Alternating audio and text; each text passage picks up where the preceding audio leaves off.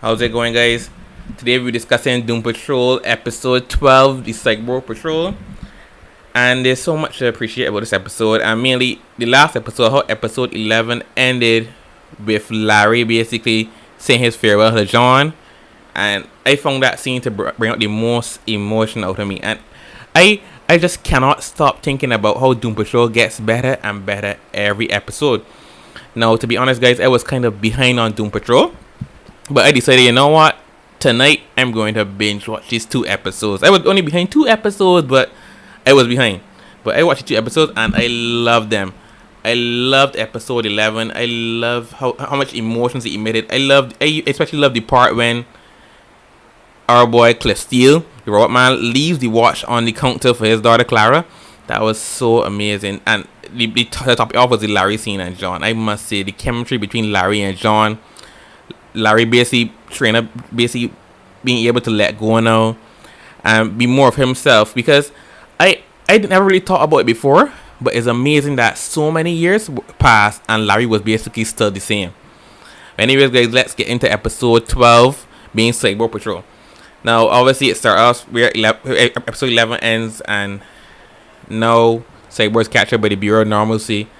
And Silas Stone and the group is basically trying to figure out how to rescue Cyborg, and their plan is basically to infiltrate and get Cyborg, but getting captured.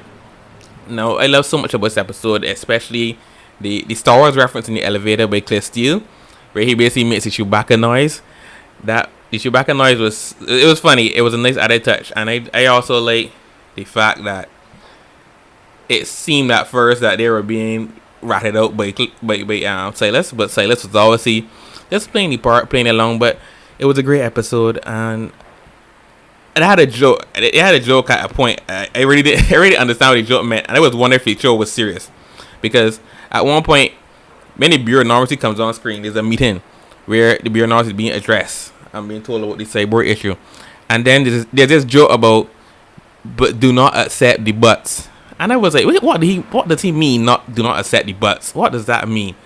And then later down the episode, we get basically the climax or the punchline when it comes to that joke, and that joke comes off really funny and weird. Listen, guys, I saw the eyes within the cell, the black eyes, and I was like, oh, these things are creepy. I wonder what is going to come out of that cell. When I saw what came out of that cell, I was so shocked. I wasn't ready for that. And then there's also who this episode is mainly about Cyborg. Who Cyborg was off his rocker since last episode. He had to basically take Grid offline because he was afraid Grid was taking over. And it seems as though the nanites that Silas installed inside Vic are starting to make him more machine than human. And I really don't know. I guess the idea was behind this is that at first, the nanites started evolve through Grid because they were initially there to obviously heal damaged tissue.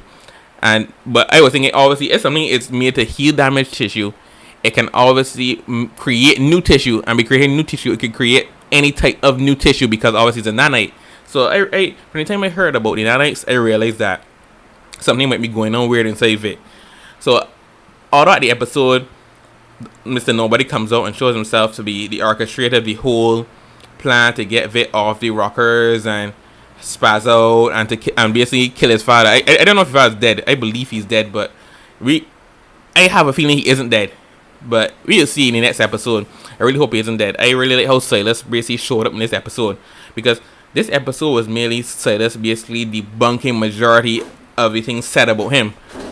Silas is not really a bad guy. I mean, he may have made bad decisions, but Silas really isn't a bad guy at all, I guess. And the idea, I thought at the scene in the cell where Cyborg basically looked him in the face, he was going to trust Silas, but he didn't. Instead, he decided to legit start to rail on Silas, pound Silas, and pummel him.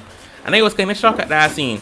I really didn't expect Cyborg to straight up punch his father, especially with the images of his mother being shown earlier, basically being dying as a result of at his hand. You know, if your mother dies at your hand, I would believe you'd be reluctant to punch your father to death, or even punch your father knowing you're a cyborg, basically thinking back about what happened previously. But anyways, guys, did you enjoy the episode? How do you feel about episode 12?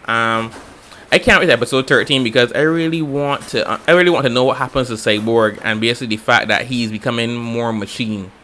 I want to know if all of it in his head or some of it's real, because I was kind of wondering how much of it was Mr. Nobody at one point, because at one point it was confused. I was like, wait, how much of Cyborg or of his rockers is Mr. Nobody? How much is Grid?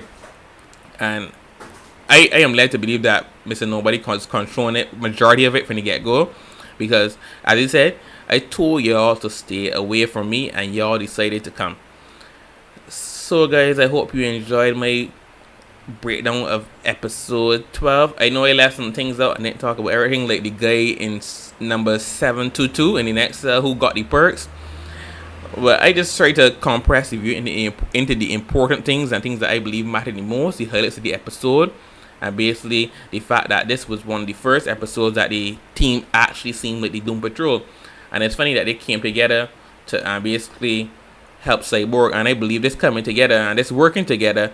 You see, especially the scene where you see Rita hide inside Cliff, the robot man, and basically comes out in order to free everybody, and everybody come on board. Even Larry, who is afraid of the place, who hates this name of the place, decides to come back in order to save Cyborg. And I believe this is a very monumental moment within the Doom Patrol, because it shows you what the Doom Patrol will be doing, or how they will develop as a team in order to take down Mr. Nobody. Because if you think about this can be really seen as, from Cyborg at least, and for everybody seeing Silas die, can be motivation to go after Mr. Nobody. I think it might have an opposite effect, and Mr. Nobody might not see that coming. Because, I mean, if you kill my dad, you can be sure that I'm going to come after you. You know, and I understand that Cyborg may have punched him and be the one who punched him, but Mr. Nobody had a part to play, and a huge part in messing with Cyborg's head. And I believe that the team will have a greater motivation to go after him and bring him down and get Nulls. And it'd be personal, it'd be very personal. I mean, it was personal before because it's Nulls, but even more personal because he keeps taking and taking and taking, and it's only a matter of time before the team basically stands up and to Mr. Nobody and be like, listen, you will take no more and we will take you down. This is the end of you, Mr. Nobody. So guys, leave your thoughts in the comments down below. Did you enjoy the episode? What do you think about the episode? Are you excited for more?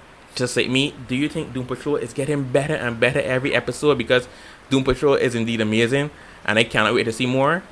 Catch you guys on the next side. If you want more videos like this, please leave it in the comments down below. Twilight Gaze, signing out. Peace.